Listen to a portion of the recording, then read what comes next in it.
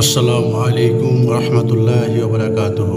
ইসলামের প্রথম খলিফা আবু বকর সিদ্দিক রাদিয়াল্লাহু আনহু এর মৃত্যুক্ষণ উপস্থিত হলে তিনি সূরা কাফ এর 19 নম্বর আয়াতটি তেলাওয়াত করেন। মৃত্যু যন্ত্রণা অবশ্যই আসবে, যা থেকে তুমি টালবাহানা করে থাকো।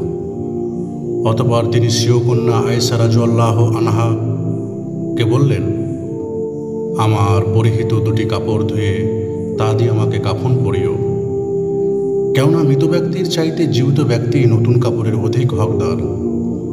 মুসনাদে আবি ইয়ালা 4451। অতঃপর তিনি পরবর্তী খলিফা হযরত উমর রাদিয়াল্লাহু আনহুকে বললেন, উমর রাদিয়াল্লাহু আনহুকে ওসিয়ত করেন এই মর্মে যে, নিশ্চয় রাত্রির জন্য আল্লাহ এমন কিছু হক নির্ধারণ করে রেখেছেন যা তিনি দিবসে কবুল করেন না। আবার দিবসের জন্য এমন কিছু হক নির্ধারণ করেছেন যা রাতে কবুল করেন না। কোনো নফল ইবাদত কবুল করা হয় না যতক্ষণ না ফরজটি আদায় করা হয়। নিশ্চয় আখিরাতে মিজানের পাল্লা হালকা হবে দুনিয়ার বুকে বাতিলকে অনুসরণ করা এবং নিজের উপর তা হালকা মনে করার কারণে।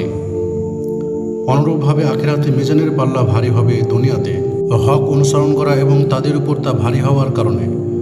মুসান্নাফ ইবনে আবি শাইবা হাদিস নম্বর 35574। এই থেকে আমরা এটাই শিক্ষা পেলাম যে রাষ্ট্রীয় গুরুদায়িত্ব পালনকারীর জন্য অলসতা বা বিলাসিতার কোনো সুযোগ নেই।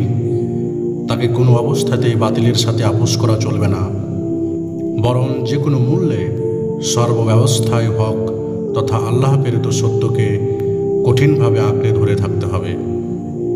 কেননা দুনিয়াতে সকল কাজের উদ্দেশ্য হবে আখিরাতে মিজানের পাল্লা ভারী করা। এই ছিল আজকের বিষয়। আশা করি আপনাদের ভিডিওটি ভালো লাগবে। আসসালামু আলাইকুম রহমতুল্লাহি ওয়া বারাকাতুহু।